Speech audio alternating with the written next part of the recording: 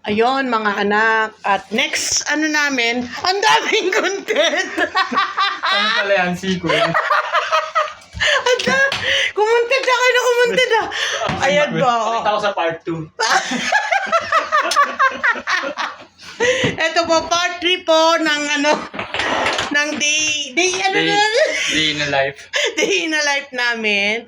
Ngayon, di ba syempre after mag-set up, after mag-make up ni Twinkle, Tapos ganito yung upo mo. tas lalaki bro.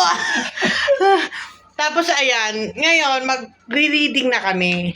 Yosh. Ang reading po, yun po sa script po yun. Napakita mo yan. May script kami dyan. Magre-read kami ni Twinkle. Kasi pagsalang nila, kailangan memorize nila yung ano nila. Yung lyrics nila. Lyrics? Ano to kanta? Bubbles! Yun, oh. Ayan. Paparinig ng ano, Pro parinig. Max, be? Iba na saan talaga yun? ang anak ng politiko, no? Ha? Iba yung mga Okay, sabi mo yan, be. Hindi na binasa yung kayo, no, kay Trisha. Okay, artihan mo ng may do. Okay. Sabi Grabe, mo yan B. iPhone 16 Pro Max yan, B. Iba na talaga ang anak ng politiko no? Ganon. Okay? May i-reveal kami sa part 3.